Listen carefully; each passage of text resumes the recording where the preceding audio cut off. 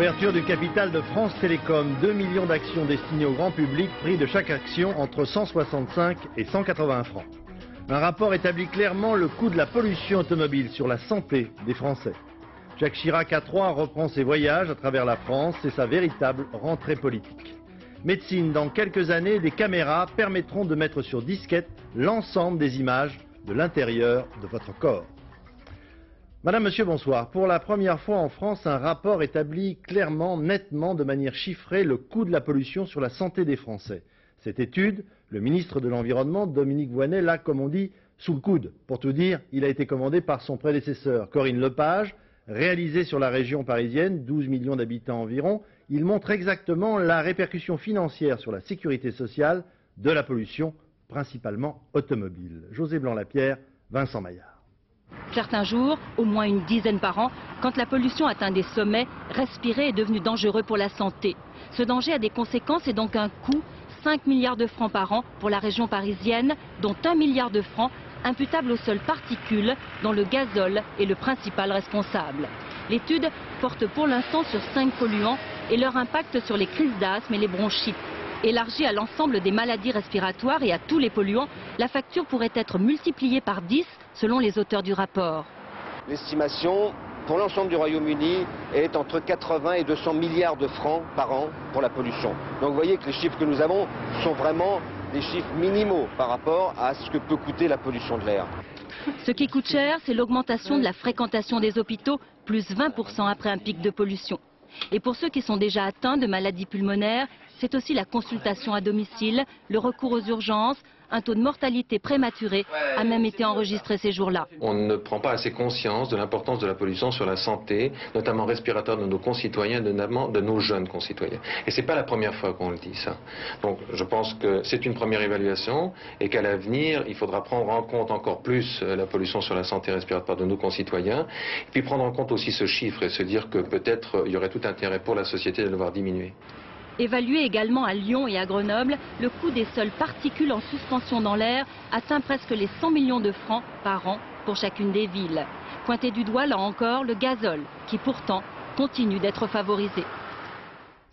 Dominique Voynet, qui n'est pas en reste de communication depuis sa nomination, est également inquiète de la consommation d'eau sans cesse grandissante dans le secteur agricole, avec notamment les arrosages permanents. Une consommation qui, chaque année, réduit un peu plus le niveau des nappes phréatiques, sans parler de la pollution par les engrais. Parmi les régions agricoles les plus grosses consommatrices d'eau, le sud-ouest de la France. Reportage Christophe Larocca, Gilbert Ruzan.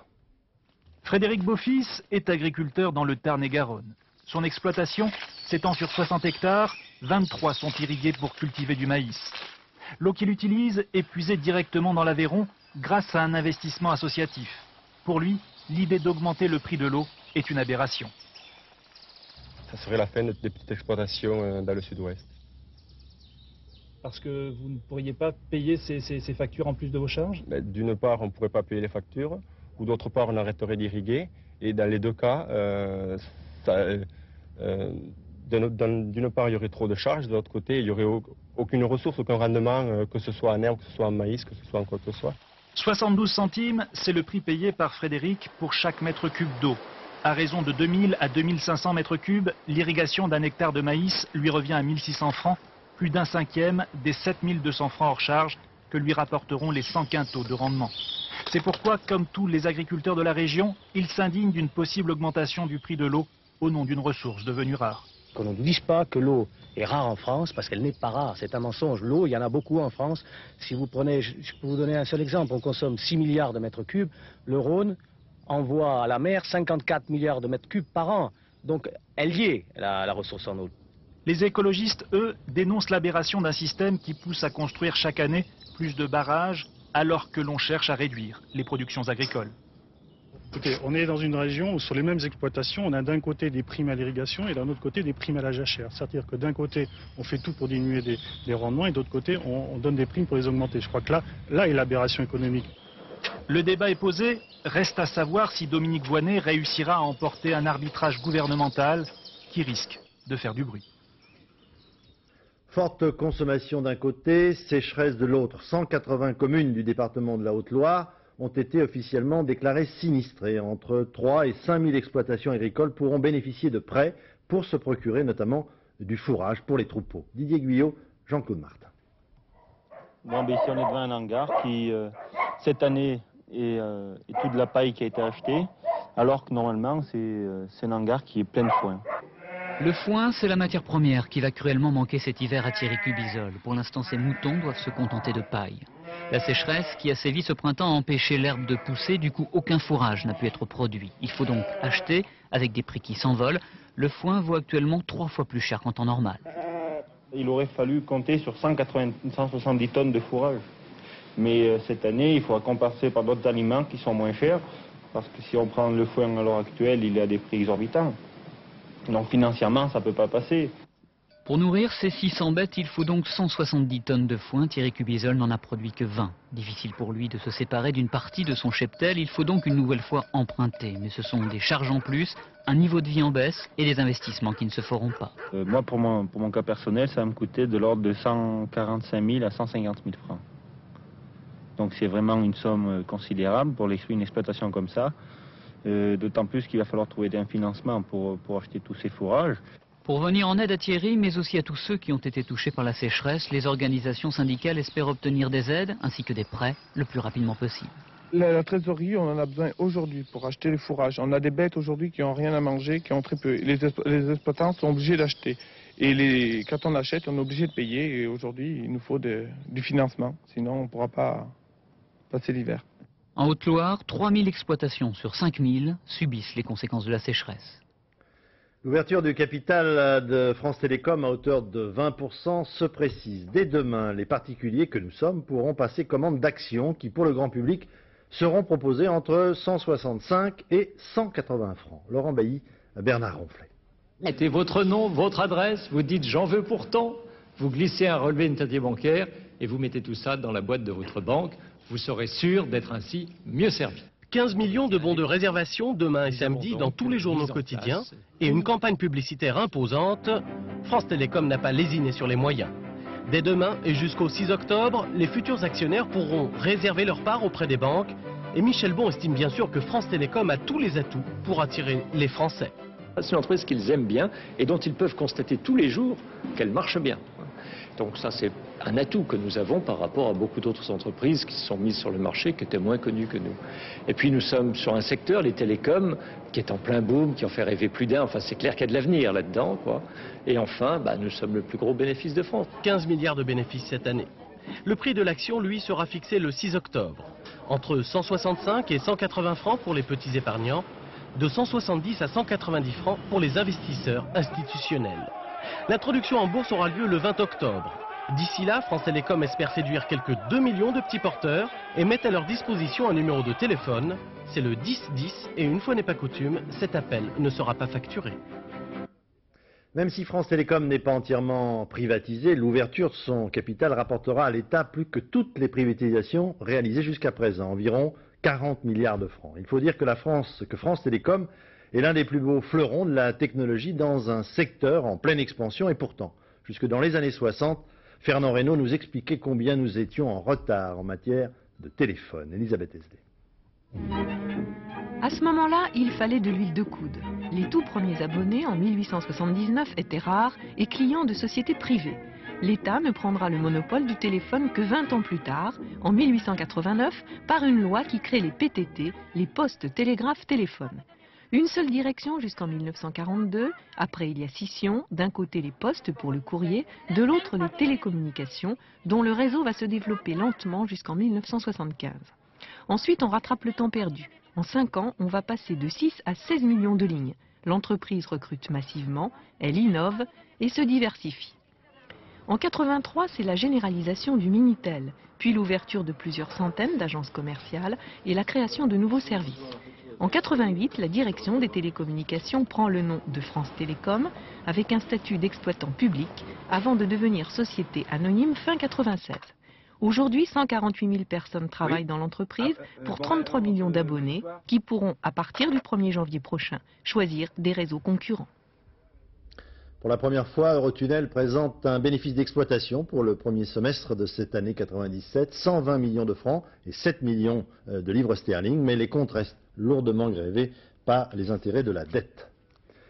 Les affaires de pédophilie et de rapt d'enfants ont eu une conséquence positive au moins, c'est la mobilisation des pouvoirs publics et des initiatives privées. Ainsi, des parents d'élèves de la région d'Agen, traumatisés, souvenez-vous, par la disparition de la petite Marion, proposent à l'Éducation nationale une série de petits films destinés à être projetés aux enfants et à leurs parents pour tenter de déjouer des tentatives d'enlèvement. François Privat, Philippe Ritten. Viens vite, ta maman t'appelle, elle est à l'hôpital. Une vidéo pour apprendre à dire non et prévenir les enlèvements d'enfants. Le film a été tourné avec les moyens du bord par des parents de la région d'Agen, particulièrement touchés après la disparition de la petite Marion Wagon. L'initiateur du projet connaît d'ailleurs sa maman. J'ai pas pu prendre le téléphone pour appeler Madame Wagon, pour lui dire quoi? Donc la meilleure façon pour ma part a été d'essayer de mettre en route très rapidement donc, cette vidéo pour que tous les enfants, je dis bien tous les enfants, hein, avec leurs parents, puissent appréhender au mieux ce drame. Le faux médecin scolaire, la fausse voisine, l'homme au bonbon, autant de thèmes classiques joués par des enfants et des comédiens amateurs. Nous avons décidé de faire des choses simples, de prendre des sujets simples qui peuvent être des sujets qui se présentent tous les jours et de les traiter d'une manière très simple avec des mots simples. Partenaire de l'opération, l'association La Mouette, particulièrement active depuis la disparition de Marion.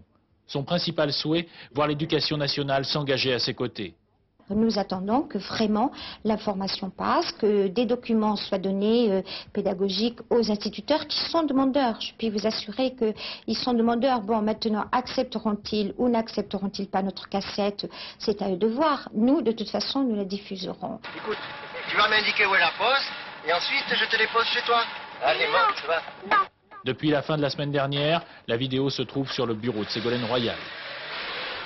Dans le même sens que ce combat, deux petits livres qui sortent aujourd'hui dans la collection Ainsi va la vie. Max est racketté sur le racket à l'école et Jérémy est maltraité sur le problème des enfants battus par leurs parents. Et puis ce soir, on apprend qu'à Marseille, à l'issue d'un bizutage à l'école vétérinaire, 14 élèves sont suspendus, dont 10 filles. Tous ces élèves sont majeurs. Succès total pour les propositions d'emploi jeunes de l'Éducation nationale. 147 000 dossiers d'inscription pour environ 40 000 places. Le ministre Claude Allègre faisait ce matin le premier bilan de cette opération. Olivier Caroff, Clément Seguel.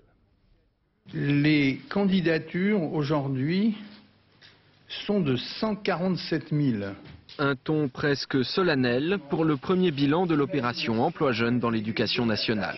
4 fois plus de candidats que de postes proposés. Pour le ministre, ce n'est pas une avalanche, mais c'est bien un succès. Ces candidatures sont très nombreuses, mais elles correspondent sans doute à un désir, à un besoin, à une attente qui dépasse, je peux le dire, ce à quoi nous nous attendions.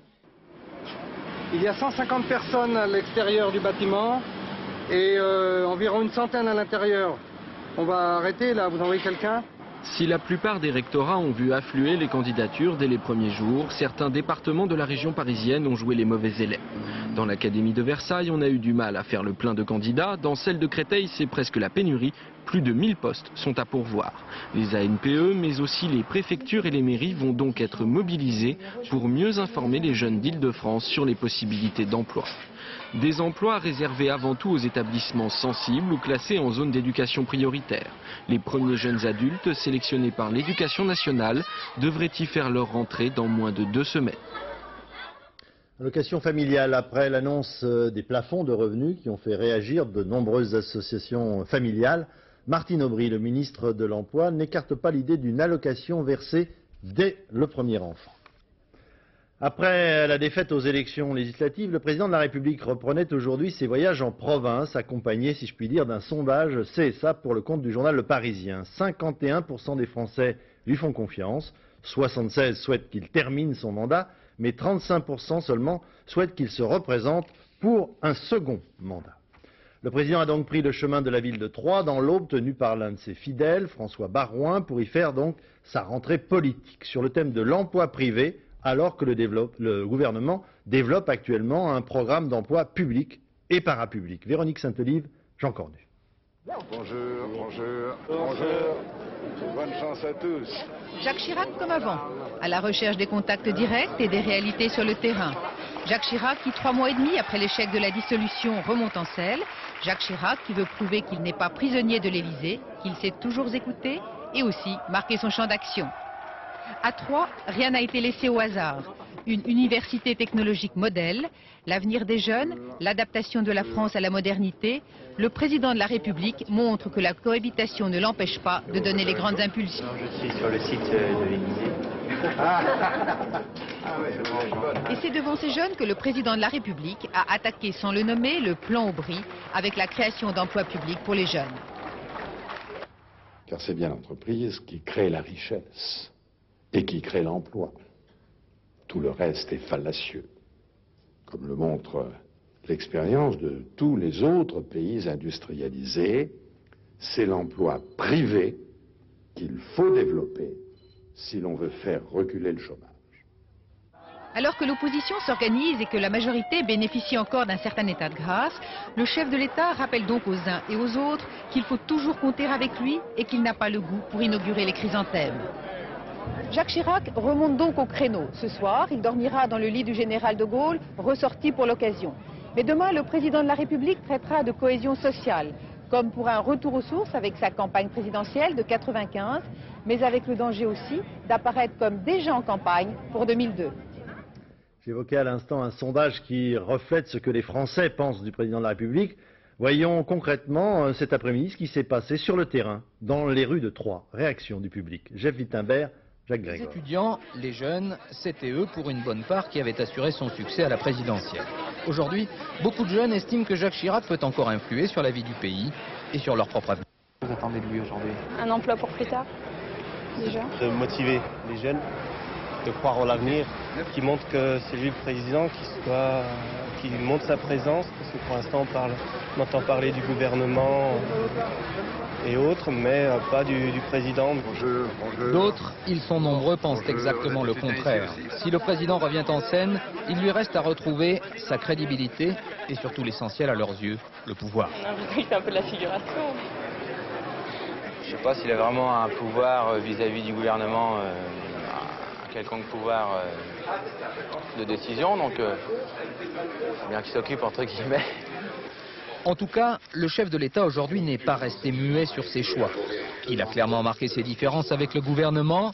C'est le président qui refait de la politique, particulièrement vrai, particulièrement attendu pour la petite foule de supporters qui est venue l'accueillir ce soir, un peu comme si Jacques Chirac était reparti en campagne électorale.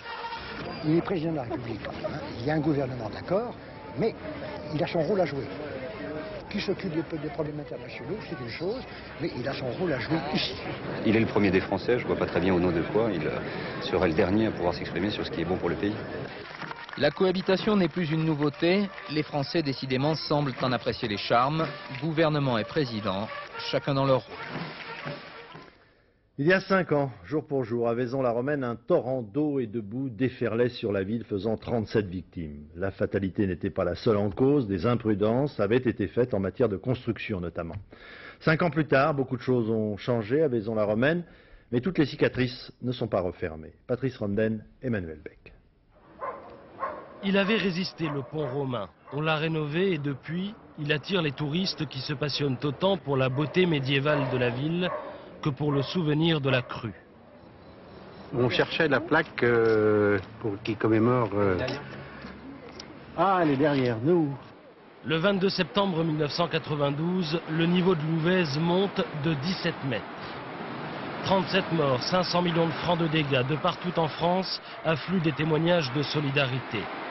Nul n'oublie cette scène surréaliste qui voit le torrent tout emporter sans perturber cette dame, le balai à la main.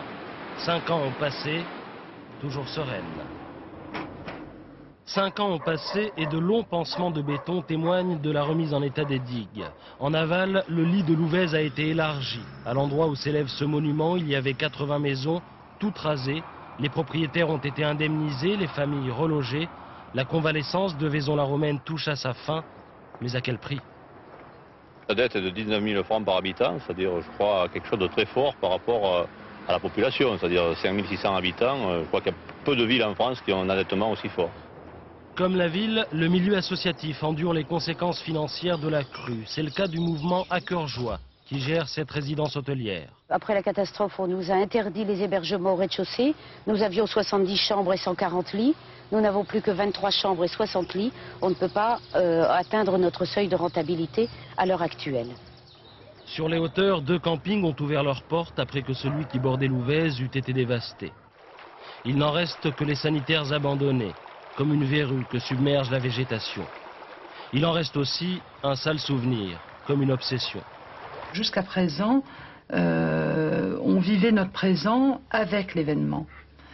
Quand on était avec les autres, avec nos amis, avec la famille, avec les autres sinistrés, on ne parlait que de ça.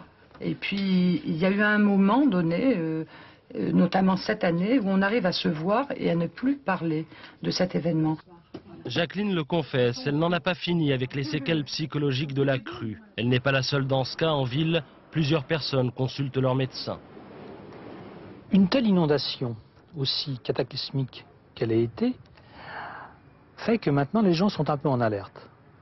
Chaque fois qu'approche un orage, qu'il gronde, qu'il y ait des nuages un peu sombres et qu'il pleut d'une manière un petit peu importante, eh bien les gens s'inquiètent, se demandent si cela va recommencer.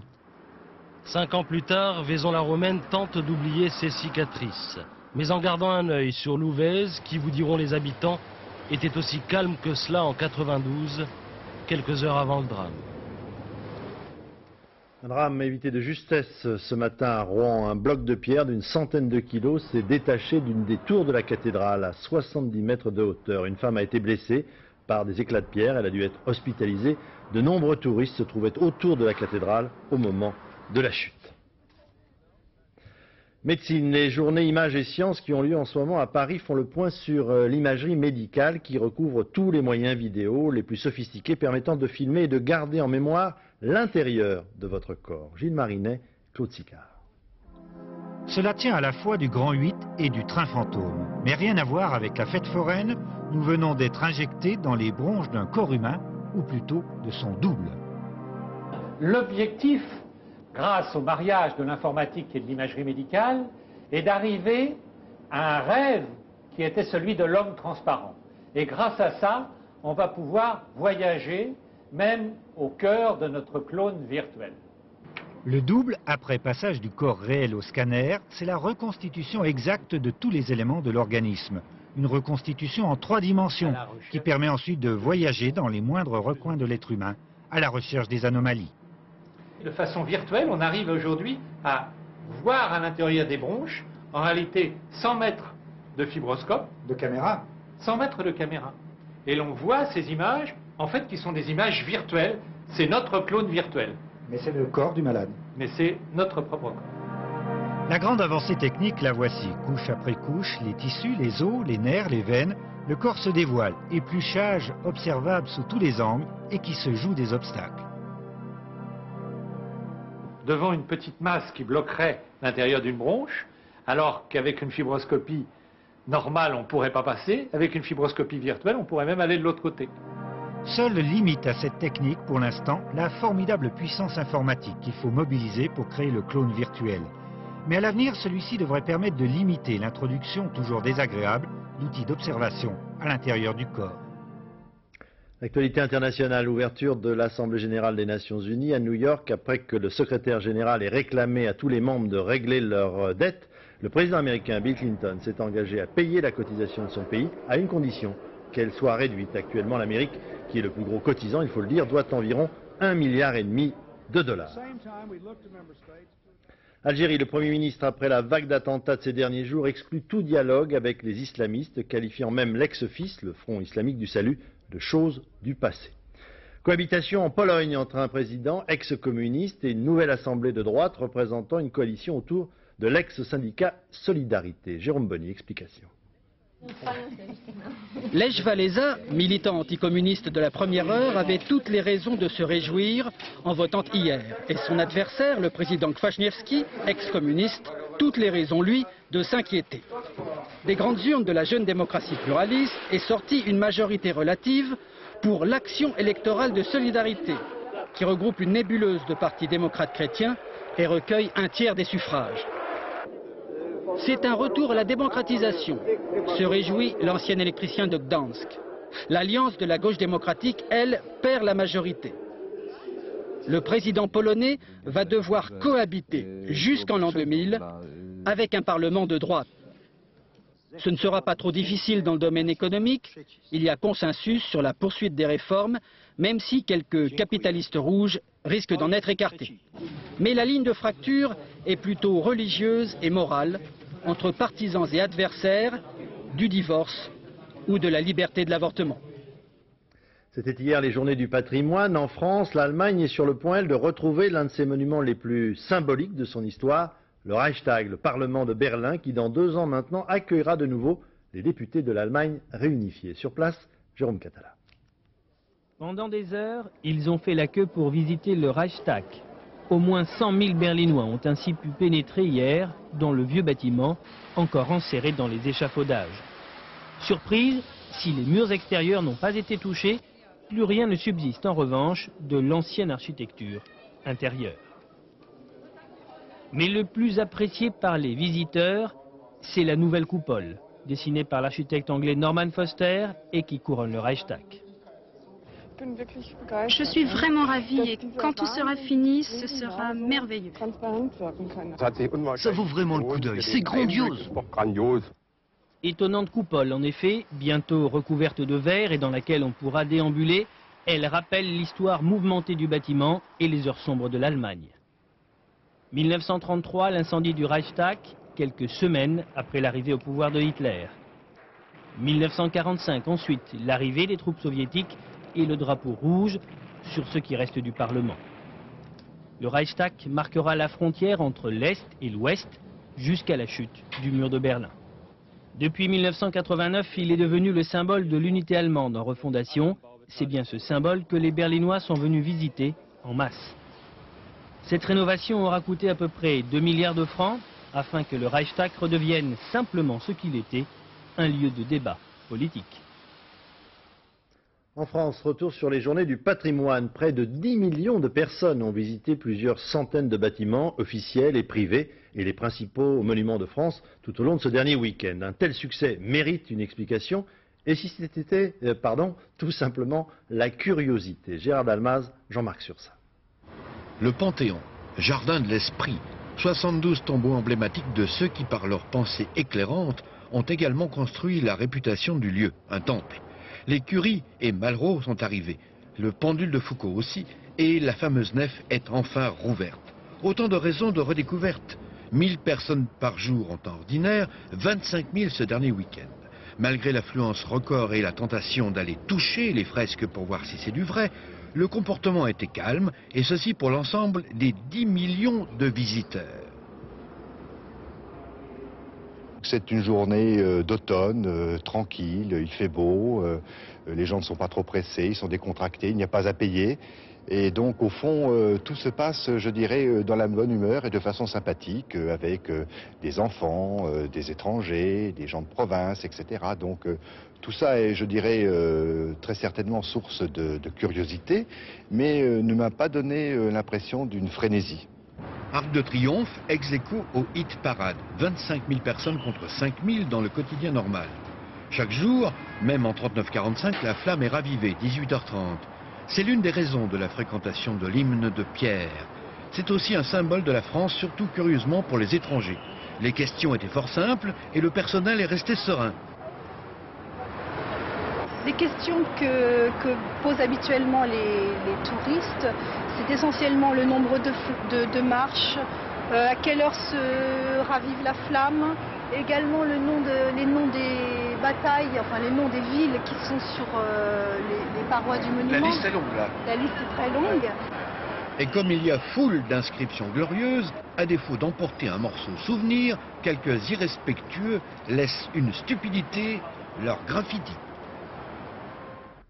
Rien ne va plus pour l'équipe de France de tennis qui a perdu sa place dans l'élite des 16 meilleures équipes mondiales de la Coupe Davis. Ceci 1 an à peine après avoir remporté l'épreuve. Comment peut-on tomber si bas et si vite. Explication Laurent-Frédéric Bollet, Maryse Richard. Cette fois, malgré Yannick Noah, malgré Guillaume Raoux le valeureux, l'équipe de France n'aura pas réussi un nouveau miracle. La joie et la victoire, c'est pour la Belgique. La déception et la relégation, c'est pour la France. Un coup dur pour les mousquetaires modernes, car l'importance de jouer des matchs de Coupe Davis au plus haut niveau n'est pas mince. C'est important, oui, puisque ça change un petit peu du sport très individuel qu'est le tennis sur le circuit. Ça permet de rester un petit peu soudé et de retrouver un petit peu l'esprit sport co. Le drame de la France aura été de tomber au premier tour de la Coupe 97 contre l'Australie. Une défaite logique à l'extérieur, c'était l'obligation de jouer un match de barrage. Face à une équipe belge en progrès, avec les blessures de Pioline et Butch, on est donc bien loin de Malmö où la France avait créé la sensation il y a 9 mois. On a gagné alors personne ne croyait qu'on allait gagner, on est en deuxième division, personne ne pensait qu'on allait en deuxième division. C'est ce qui fait le charme de la France, c'est qu'on est capable de faire plein de choses. Ou de rester zen, comme le capitaine. Car après tout, la deuxième division de la Coupe Davis ne représente pas une descente aux enfers. La France y retrouvera l'Autriche de Thomas Muster ou le Chili de Marcelo Rios. Des équipes de valeur, symbole d'une compétition toujours prestigieuse et toujours difficile. Il n'y a pas de honte, il n'y a pas de... Profitons de ce qu'on a pu avoir déjà, c'était déjà vraiment du bonus. J'ai gagné la Coupe Davis, c'était quelque chose de complètement... c'était du bonus. Et puis maintenant, voilà, il y a une espèce de réalité qui nous rattrape, c'est une bonne chose. On va retourner au travail, on essaie de travailler sur les jeunes, essayer de travailler plus sur le moyen terme que sur le court terme, parce que la Coupe Davis, c'est un petit peu au coup par coup. Et au cas par cas aussi parfois. Mais les problèmes de personne, ce sera pour plus tard. Le discours se veut positif. Cette équipe de France est reléguée, à elle de repartir à l'aventure, à elle de prouver qu'elle peut remonter la pente aussi vite qu'elle l'a descendue. Rugby, la décision concernant d'éventuelles sanctions après les très graves incidents qui ont suivi le match Brive-Pontypridd le 14 septembre dernier à Brive ont été finalement repoussées à demain. La décision sera prise à Dublin où les responsables européens sont réunis. Spectacle. Laurent Ruquier, à l'humour grinçant, bien connu des auditeurs de France Inter, présente un spectacle au théâtre Grévin à Paris intitulé « Enfin gentil », un titre « Tout ce qu'il y a de plus trompeur ». Nicolas Vinclair, Patrick Voix. Le spectacle s'appelle Enfin gentil, rassurez-vous, c'est complètement faux. Chaque soir, avant d'entrer sur scène, il nourrit son cynisme avec un doigt d'info. Et un grand cynique qui estime qu'on peut rire de tout et à chaud, ça donne un excellent one-man froid. Je m'en doutais un peu qu'il y avait un truc. Déjà, la presse égyptienne avait titré « Il roulait à tombeau ouvert ». Mais... Oh, non, c'est fou, hein. Devrait pouvoir être entendu par les magistrats après-demain. Le gouvernement a... Non mais quelle idée aussi, rouler avec une Diane à 200 km/h.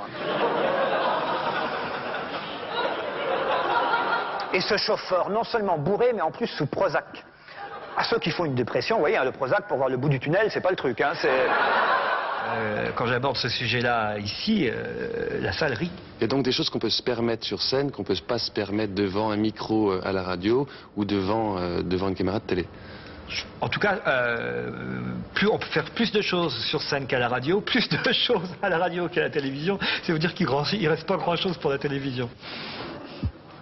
Je place la télé pour que vous la voyez mieux. J'ai un peu de problème à bouger la télé. J'ai toujours des problèmes avec la télévision, moi d'ailleurs. Je ne vais pas raconter d'ailleurs pourquoi je suis resté seulement 5 jours à TF1. Hein, vous connaissez le salaire de Delarue, à peu près, sur France 2. Bon, bah, imaginez sur TF1. 5 jours, ça m'a suffi. Laurent Ruquier, enfin riche donc et enfin gentil, exerce son devoir d'irrespect en ce moment au théâtre Grévin. Un spectacle qui ne vous laissera pas de cire.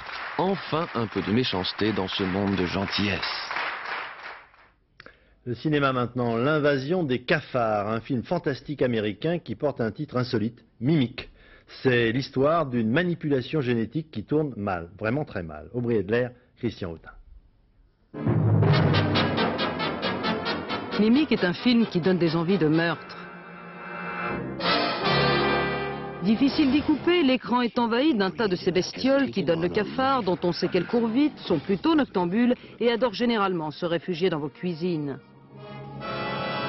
Resplendissante dans ce magma grouillant, Mira Sorvino, découverte par Woody Allen, est couronnée d'un Oscar pour Maudite Aphrodite.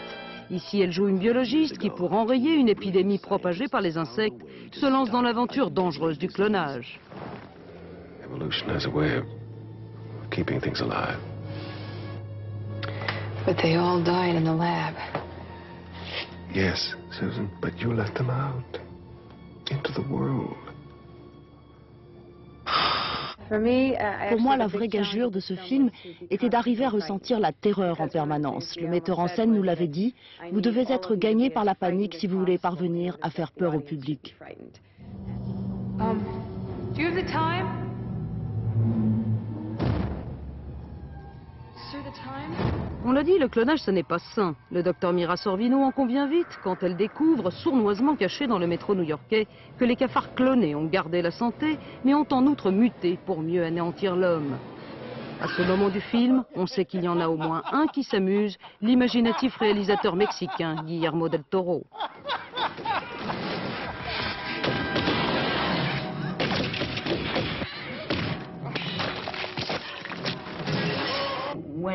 Quand vous trouvez un cafard chez vous, que faites-vous? Franchement, si ma femme est là, je l'écrase. Si elle n'est pas là, je laisse filer. Mais ça, ne le répétez pas. Mimic est un film riche d'enseignements. Après l'avoir vu, on se promet 1. de ne plus cloner n'importe quoi, 2. que la prochaine fois à New York on prendra le taxi, 3. reste-t-il de l'insecticide à la maison?